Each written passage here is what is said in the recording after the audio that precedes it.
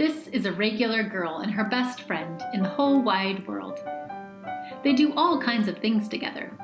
They race, they eat, they explore, they relax. She makes things. He unmakes things. One day, the girl has a wonderful idea. She is going to make the most magnificent thing. She knows just how it will look. She knows just how it will work. All she has to do is make it, and she makes things all the time. Easy peasy. First, she hires an assistant. Next, they gather their supplies. They set up somewhere out of the way and get to work. The girl tinkers and hammers and measures, while her assistant pounces and growls and chews.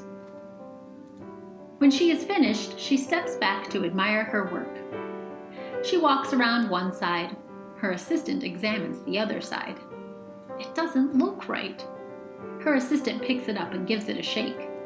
It doesn't feel right either.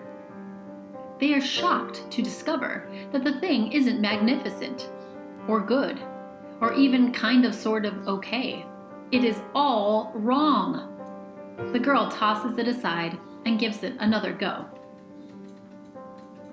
She smooths and wrenches and fiddles. Her assistant circles and tugs and wags. When she is finished, she stands up and takes a long look at it.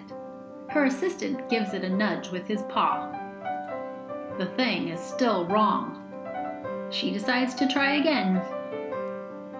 The girl saws and glues and adjusts. She stands and examines and stares. She twists and tweaks and fastens. She fixes and straightens and studies. She tries all different ways to make it better. She makes it square. She makes it round. She gives it legs. She adds antenna. She makes it fuzzy. She makes it long, short, rough, smooth, big, small. One even smells like stinky cheese. But none of them are magnificent. Her hard work attracts a few admirers, but they don't understand. They can't see the magnificent thing she has in her mind. She gets mad.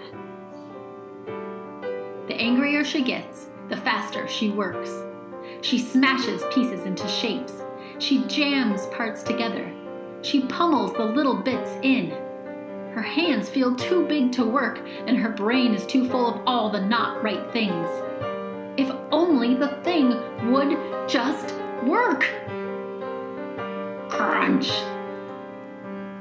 The pain starts in her finger. It rushes up to her brain, and she explodes! It is not her finest moment. I'm no good at this, she says. I quit. Her assistant suggests a walk. It's not much help at first. But before long, she starts to feel different. Bit by bit, the mad gets pushed out of her head. As they stroll along, she comes across the first wrong thing she made. The bad feelings are about to start all over again. Then she notices something surprising. There are some parts of the wrong things that are really quite right. The bolts on one, the shape of another, the wheel-to-seat ratio of the next. There are all sorts of parts that she likes. By the time she reaches the end of the trail, she finally knows how to make the thing magnificent. She gets to work. She works carefully and slowly, tinkering, hammering, twisting, fiddling, gluing, painting. Her assistant makes sure that there are no distractions.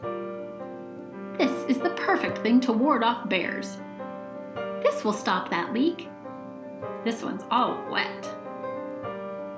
The afternoon fades into evening. Finally, she finishes. She alerts her assistant. The pair take a good long look. It leans a little to the left, and it's a bit heavier than expected. The color could use a bit of work too, but it's just what she wanted. She climbs aboard and takes it for a spin. They are not disappointed. It really is the most magnificent thing.